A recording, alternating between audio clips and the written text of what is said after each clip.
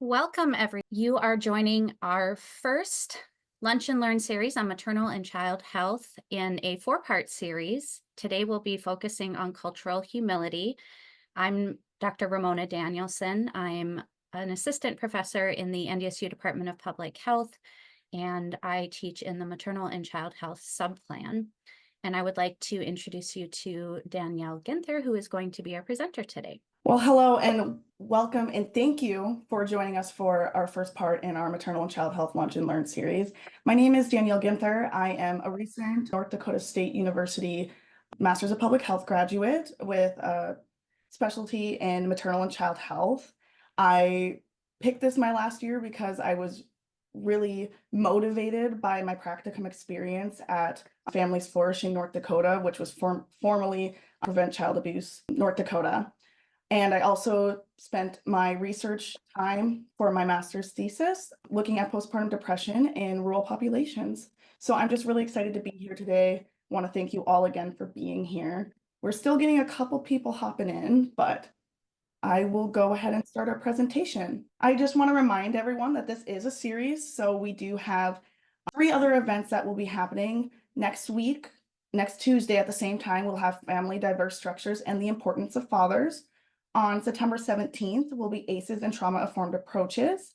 And then on September 24th, we will be doing Framing and Public Health Communication. So our learning objectives for today will be, I will be able to differentiate between cultural competencies and cultural humility. I will understand the importance of cultural humility within MCH populations.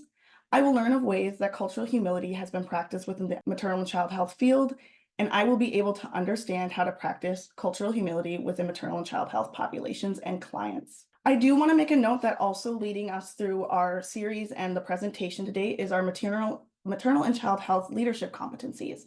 So these were created in 2007 and have further been revised, and they consist of 12 foundational and advanced skills essential for the maternal and child health workforce. These competencies are used as training tools and as evaluation to understand where the maternal and child health workforce is at. So today, those competencies that we are focusing on is self-reflection, communication, diversity, equity, inclusion, and accessibility, and then honoring lived experience. So moving right on to our first learning objective is I will understand the concept of cultural humility. And in order to understand the concept of cultural humility, I want to start by kind of giving you the definition of cultural competence, which many of us are very aware of and have been doing this in our field for quite some time. So cultural competence is a set of congruent behaviors, attitudes, and policies that come together in a system agency or among professionals and enable that system, agency, or those professionals to work effectively in cross-cultural situations. When cultural competence was originally defined in 1989, it was noted that an agency can have cultural competency as a goal, but there would always be room for growth. However, we have seen as we have continued training that we have kind of lost that idea of growing within cultural competency, and that there's a lot of variability between these trainings, and there's a lot of assumption of what the audience looks like when we're teaching these things, and then the connotation that it can be mastered.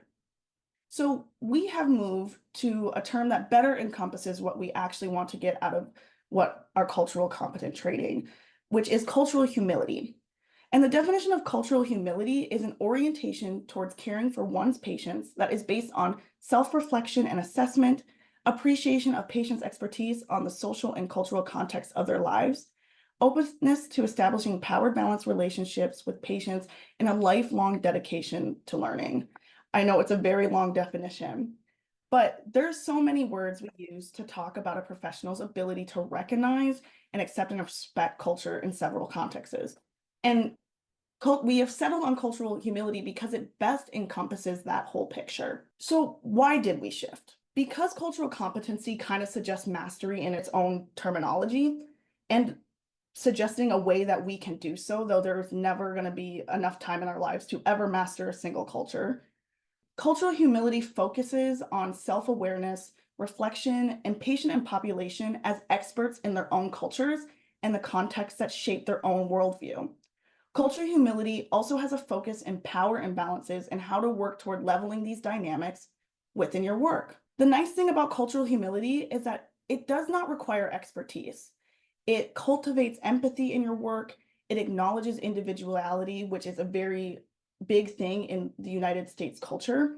There's an emphasis on connection, acknowledges other people's history, and it recognizes that we move between cultures and that many of us are a part of a lot of different groups that require us to shift every now and then. So what does this look like? A practitioner who meets a client or a community using cultural competence will come in and examine the issue, then implements a solution that they assume will fix or alleviate the issue.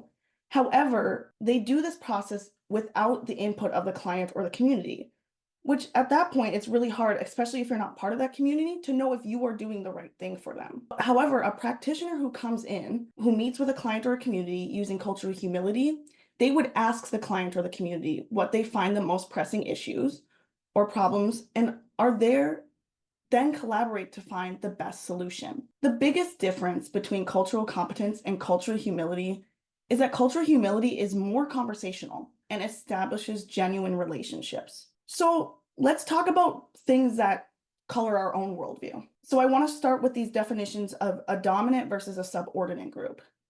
Dominant groups in our cultures consider that those groups which are more socially acceptable or privileged within society, and they usually have more access to things like education, money, power, and among other resources. Dominant groups are often the groups which create the rules and policies that may even decide what is true and what is false within a society or a culture. Whereas our subordinate groups are often the groups within society that are marginalized. I also just want to briefly give the definition of implicit and explicit bias. Many of us are very familiar with these definitions, but I think it's always good to refresh. Implicit bias is our unconscious attitudes that lie below the surface and outside our awareness.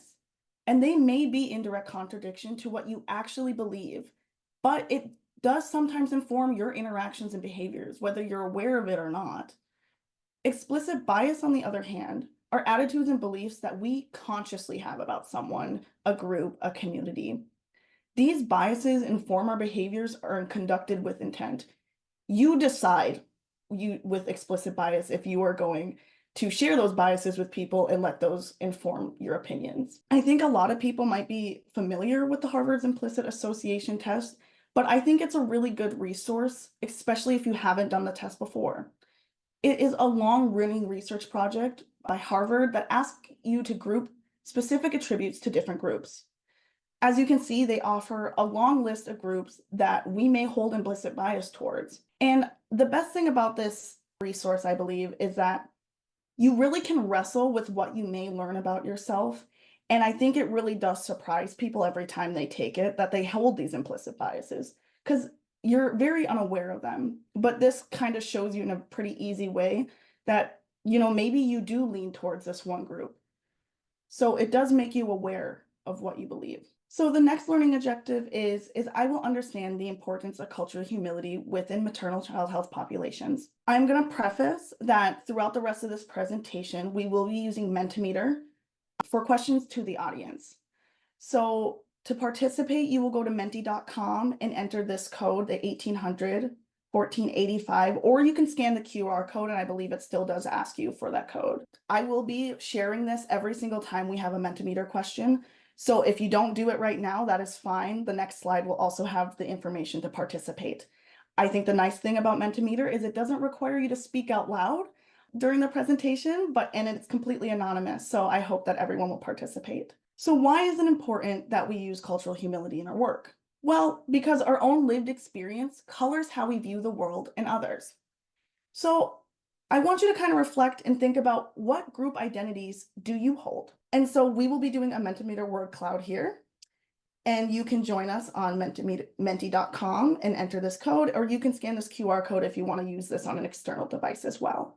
I will be sharing my screen of the Menti just to show the results. We see responses coming in. So far, we see group identities that include geography, like Midwestern, race, like white, Caucasian, occupational, like employed, social worker, sex, we have female, male. It's moving pretty quickly, so try not to get dizzy as I'm reading. Roles in our family, like daughter, mother. We have Indigenous, Black, nurse, multiracial, education status, like master's, college educated, a few people saying hello. Hello to all of you. So these are great examples of group identities that we hold. I see religious affiliation, Christian, class, middle class, Anishinaabe, parent. We have political leaning, liberal. We have status of being a friend, and that's 29 responses. Again, if you are unable to join yet, you can just go to menti.com on your computer browser or on your phone and enter the code 1800-1485. And we would love to have all of you participate. It's a really great tool for helping get a sense of the audience and gives us sort of real information to work with as we're giving content. And then I also see age in there, 30, sister, daughter, wife. Okay. Well, So thank go you ahead and everyone keep for giving those in. Thank you. participating. Go ahead. Yeah, thank you everyone for participating. We will be having a couple more questions like this. So if you want to keep this tab up, we will be changing the slides throughout so the code stays the same. You don't have to keep changing. All right, so as we saw, there is many group identities that shape who we are and how we go about interacting in our day-to-day life. And we're going to go right back to Mentimeter. And so I want you to consider if there are any parts of your group identity that you think may have provided you now or in the past more access to resources, influence, or safety in comparison to people who are not part of the group. So the question's a little bit different on the slide, but I want you to consider the groups who might be considered dominant in culture and that does provide more access to resource and influence and safety. And I will go ahead and share that screen again as we change that slide. And I am participating right along with you guys. And if you're not seeing the new slide, go ahead and refresh your page. We have lots of responses coming in, but many more participants yet who have not weighed in. If you're just joining us, or if you have not yet, you can go to menti.com and enter the code 1800-1485 to join us. Just give it another moment. So we are seeing statuses that people are reflecting on having provided them in some way, probably better access to resources, influence, or safety in our society. And we are seeing that people are identifying being white or Caucasian. They are identifying being American as an advantage. I see both genders, male and female. So depending on your context, where that provides you better access.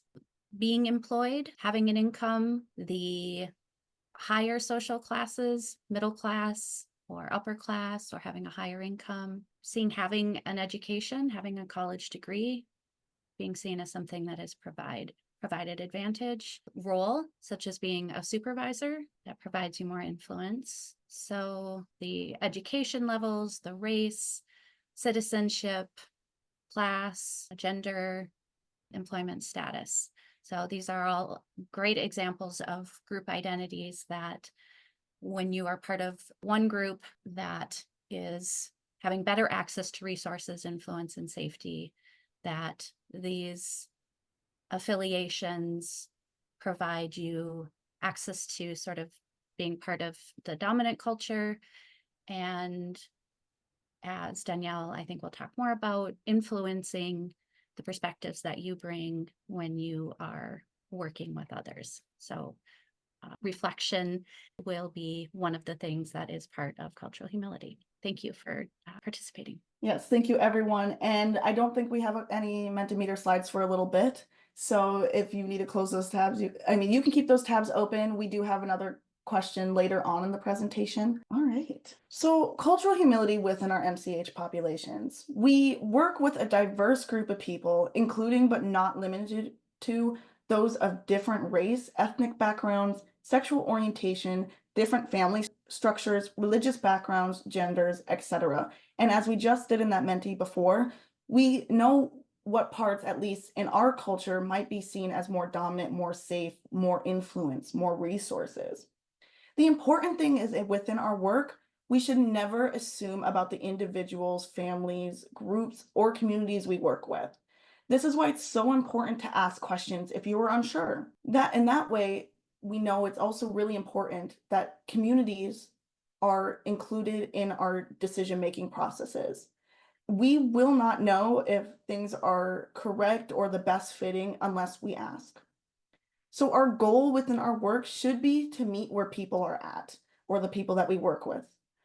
Sometimes we have to make compromises and sometimes we have to take baby steps. Sometimes we're not really ready for that big move. I mean, as much as we are passionate and excited about the work we do, it's also important to understand when to kind of reel back and reflect on, is this going to accomplish the goals I want to accomplish? Without a mindset of cultural humility, it is likely that our discussions, our interventions, and our programs will fail, no matter how good our intentions may be. And as I said, we can be as passionate as we want to be, but our discussions and our interventions and our programs have to be applicable to the people we are working with. It is important for us to acknowledge where our own biases, privilege, and power lies and wrestle with how that forms our opinions, our actions, and how we communicate with others. Acknowledgement, reflection, and action is how cultural humility is used to challenge our preconceived notions based on what our larger societal identities tell us. And then our next learning objective today will be, I will learn of ways that cultural humility has been practiced within the MCH field. So I wanted to share just a couple articles that were brought to my attention by Dr. Ramona Danielson, and they're lovely stories about how people have incorporated cultural humility into their work and how they have used the idea of cultural humility to kind of spread that awareness to others. So I want to share this article called "The Midwife on a Mission to Revitalize Indigenous Birthing Practices." And it is a story about Rebecca Dunlap, who, after giving birth in 2007, sought out the birthing and lactation practices of her Ojibwe roots that had been erased through her grandmother's boarding school experiences. Not only did she want to inform herself, but she wanted to help bring these practices back into her community and to the hospital when people could not have at-home births. And even though as a doula, she had witnessed the microaggressions and biases in the healthcare setting, she sought to educate providers about traditional birthing practices and rituals and advocate for her patients in these settings. And some of the really amazing things she did within her work is she was actually able to have 2 Duluth hospitals welcome American Indian and Alaskan Native patients with culturally appropriate artwork and signs that were in their primary languages. And she also found a way to allow the burning of sacred medicines to their culture with the appropriate maintenance staff. You know, fires are kind of a big deal, or lighting things can be a big deal in the hospital, but she had found a way to make it so that people could do this during their birthing practices. And she continues to advocate not only for her clients as a doula, but as a leader in the anti-racist community within her own community and outside of it. Her story is really just a strong example of how she used her own connections with her Ojibwe community and respectfully created a space with patients and providers so that both can learn and participate in important birthing practices in non-traditional settings. The next article I wanted to share with you is Supporting Indigenous Families for Improved Health Outcomes. And this is actually written by the CEO of HQ, Scott D. Burns, and it really tells of his own experience of really wanting to help a community, but having to take a step back and really reflect on it. So it starts with him going to a conference that is talking about some of the disparities in the American Indian and Alaskan Native community. And he was really excited and was thinking, well, we can do something in our community about this. So he gets together his board and they're talking about what they want to do. And they decide that what they're going to do is to improve the data collection amongst this group of people. But he goes then to meet with Indigenous stakeholders and, she asked him, well, were there any Indigenous members on this council with your stakeholders when you made this decision? And he had to think and say, no, there wasn't. And so she asked him, well, then how do you know that this is the most important thing for that community right now? And so he really had to take a step back and realize that his organization and himself had made assumptions regarding what the Indigenous community needed and what they wanted. As I said, there was no Indigenous voices when he and the other state health leaders had these discussions and made these decisions. So he really had to reflect on this idea that he needed to listen to the community and let go of that power he holds in that community.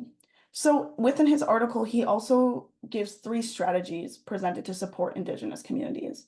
So his first one was to bring your understanding and education and ultimately your actions into alignment with your eagerness to help. As I have said multiple times, we can be very passionate about something, but we only know so much, and it's really important that we really go through our non-dominant bodies of knowledge and we speak to the community to understand what might be going on in that community, what things that we can do to help it. His second thing was to take steps to facilitate genuine relationships with tribal communities. It is great that he wanted to do this, but in order to go into a community and collect data and be accepted there is to really form a genuine relationship with the leaders in that community, with the people in that community. People might be taken aback if you just come in and say, hey, I want to ask you a bunch of survey questions. They might not take to it kindly when they don't know who you are and you don't know who they are. And then his last strategy was to make space at the table in all senses. And I really love to interpret this one as you in every part of the decision-making process.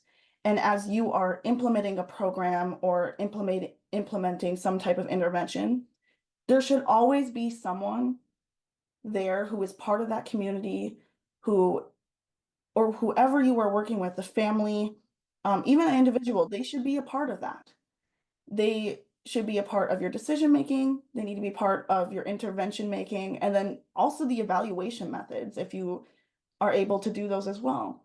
They should be a part of it all. And then lastly, today we will be covering how to practice cultural humility within our maternal and child health populations and with our clients.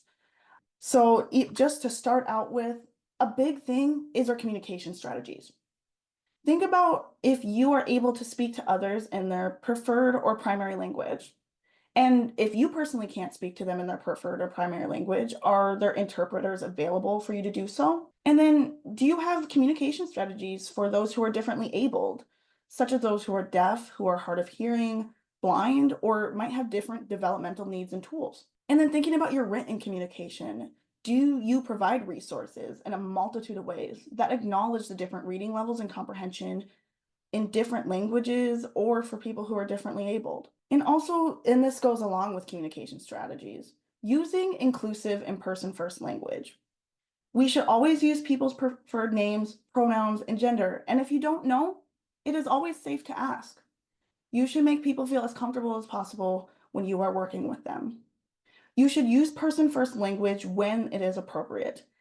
This is very nuanced, and some people strongly identified and are proud of their status.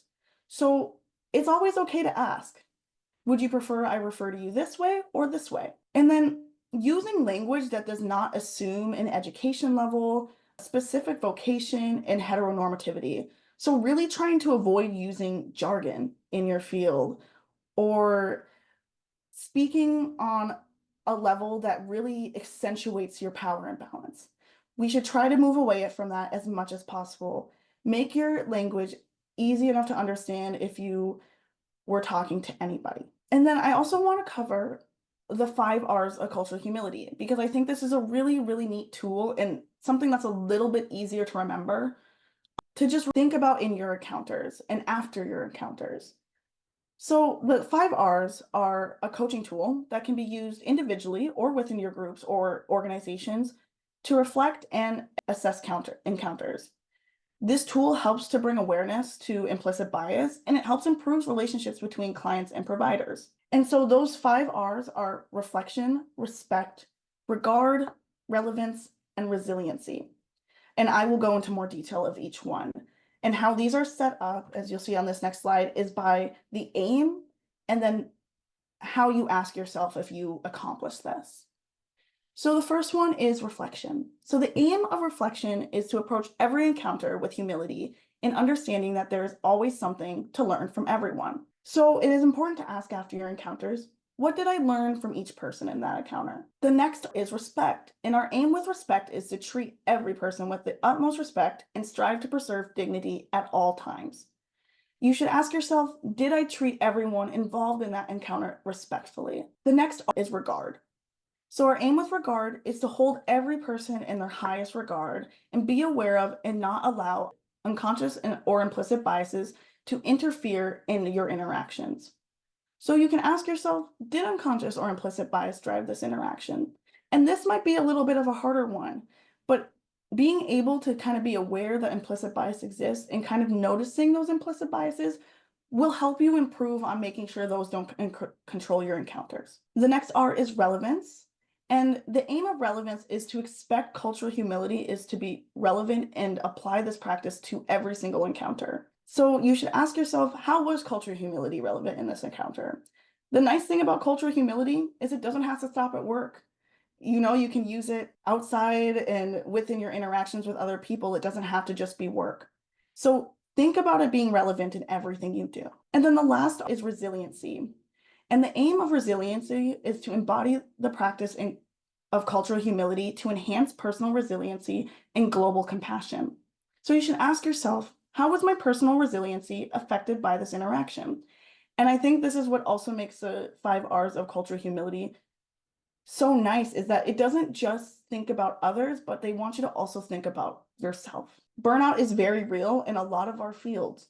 So being able to ask yourself, was I really affected by this encounter? Do I need to take a step back and just kind of think about how that encounter went? Maybe what could have been done better?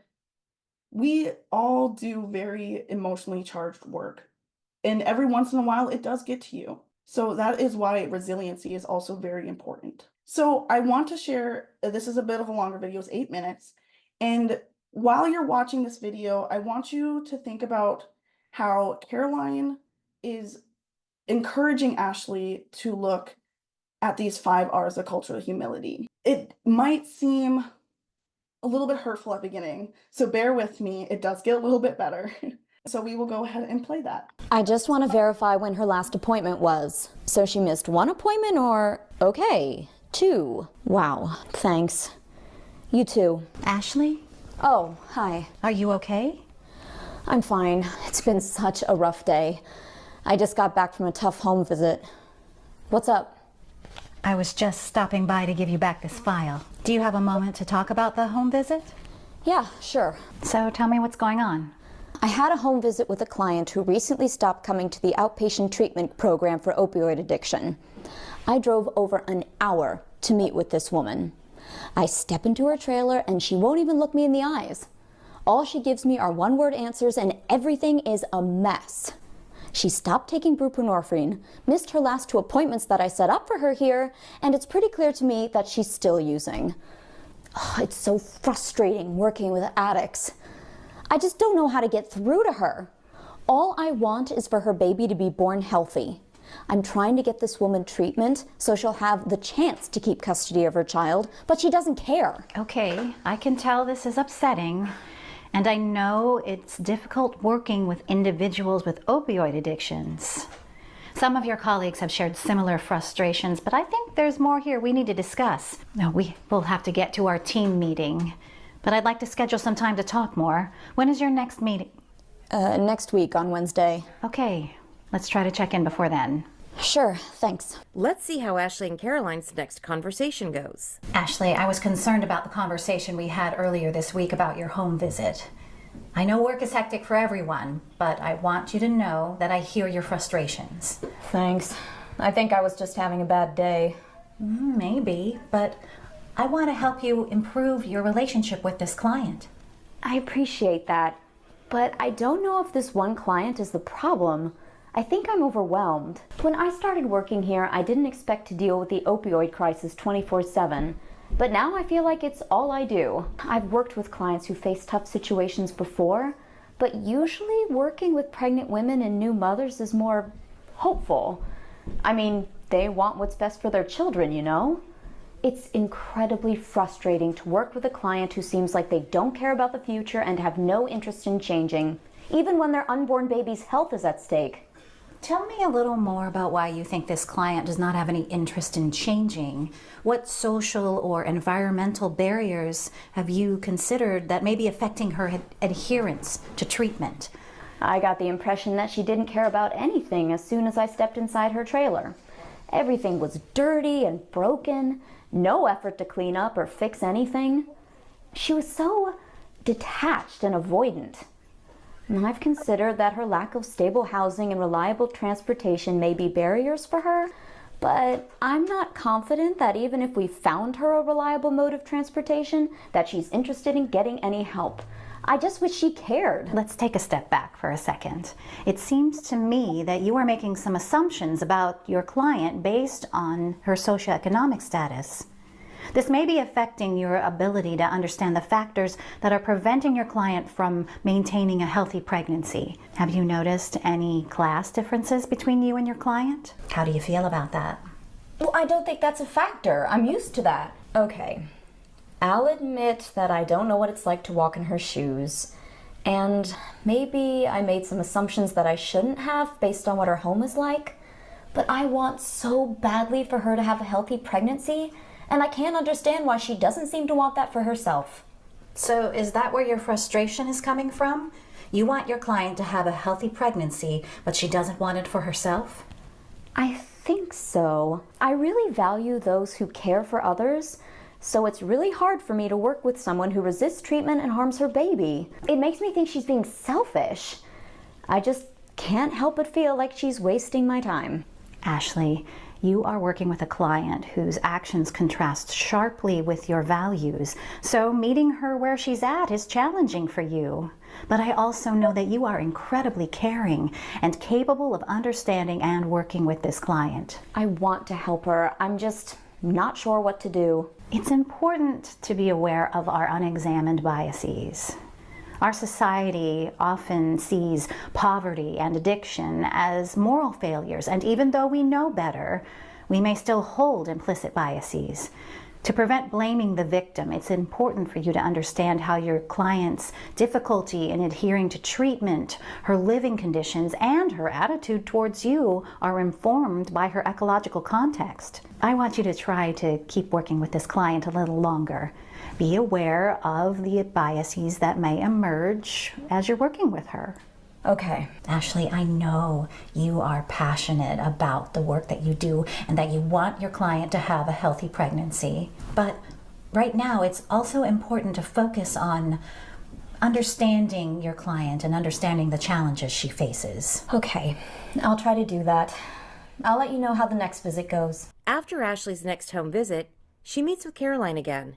Let's see how their conversation goes. How did your last home visit go? It was better than before.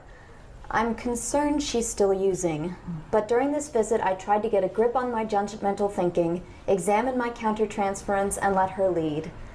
I can honestly say she was more open in discussing her triggers with me than before. I think you're onto something. Taking a step back and recognizing our limitations is important. If you're open to it, I would suggest that you take some time to discuss your feelings with your coworkers who work with clients who use opioids. I will also continue to work with you until you feel more comfortable working with this client. Thanks. I really appreciate that. Of course, this work is challenging. It's not always easy facing our biases, but we must remain open-minded. We are in a continuous process of understanding ourselves and understanding how to best serve our clients. All right. So after watching this video, I want you to think about which of the 5 R's of cultural humility did Caroline encourage Ashley to consider in her work with the pregnant women experiencing opiate addiction issues. And so this will be a choose all that apply Menti question. So just a reminder that our 5 R's are reflection, respect, regard, relevance, and resiliency. And so if you want to head back to menti.com with the same code 1-800-1485 or scan the QR code. We'll give another minute as responses are coming in. We're at 20 Okay. responses of 48 participants. We'll give another moment for anyone else who's interested in participating in the poll.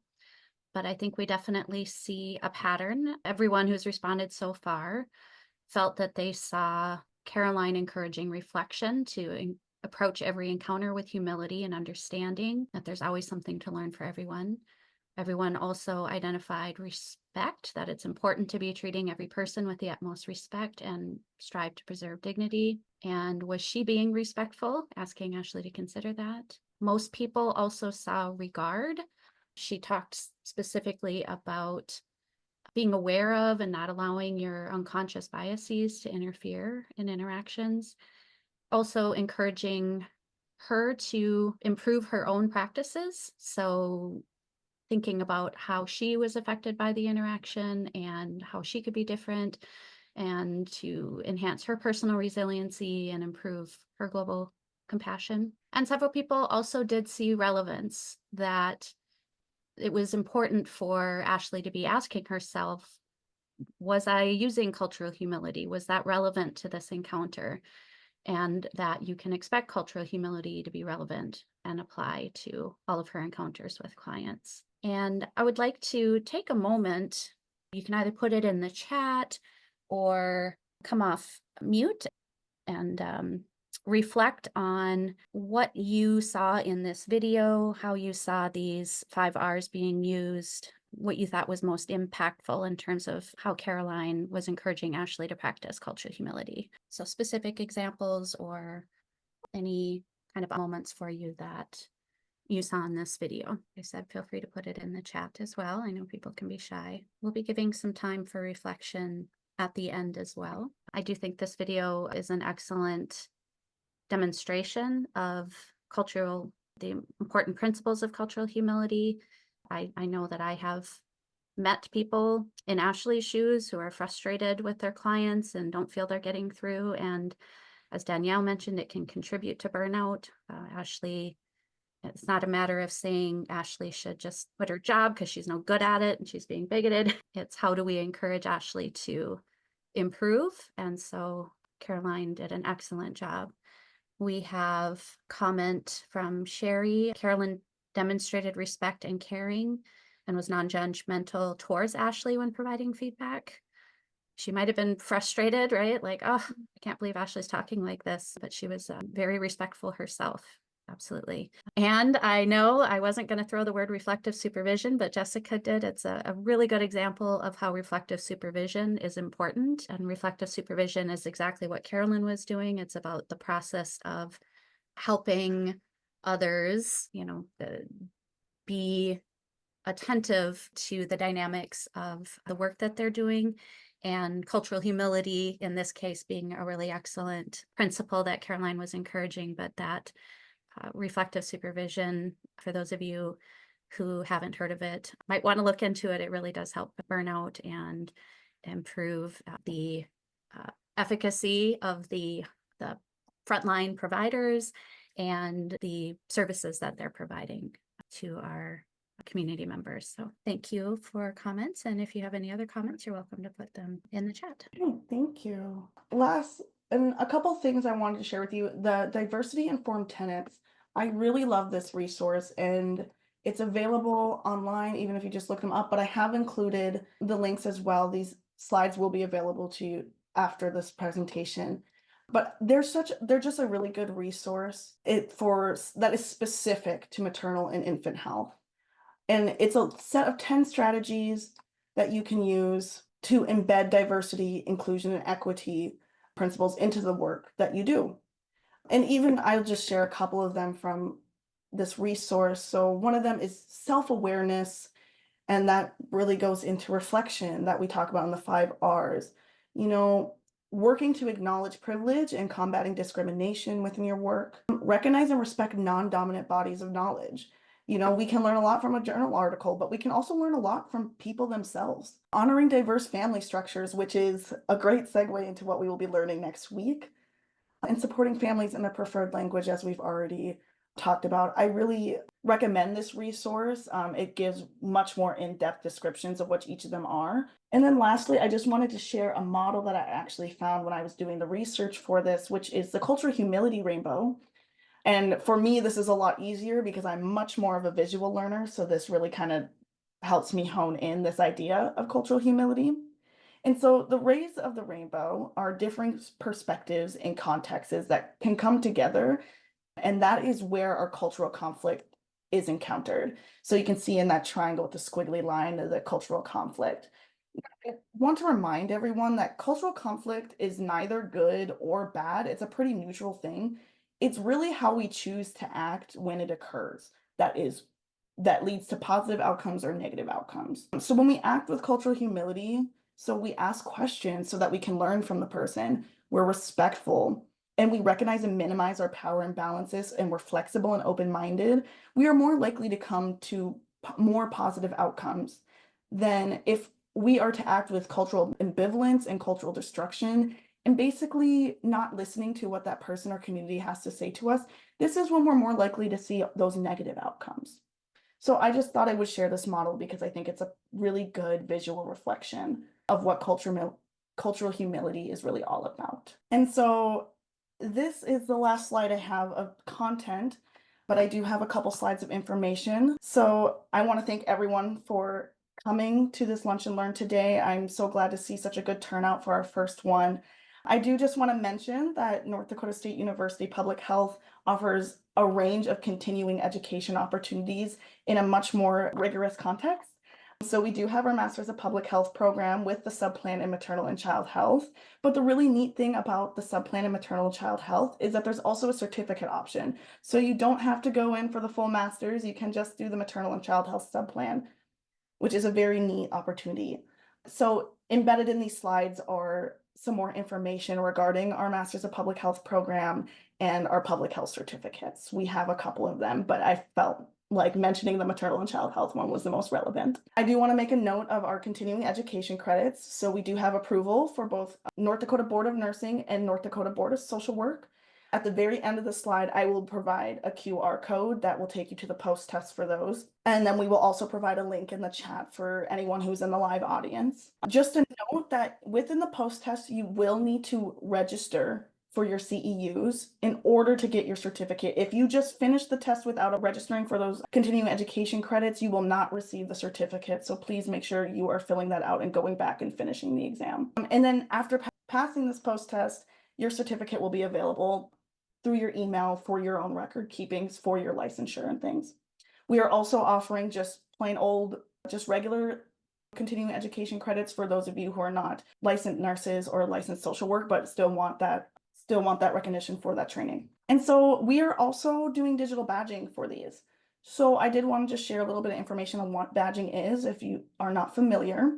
So our badges are official recognition of training, skills, and competencies in specific content areas. For this will be specific to the Maternal and Child Health Lunch and Learn series. So why do we get digital badges, or why is it an opportunity to get one?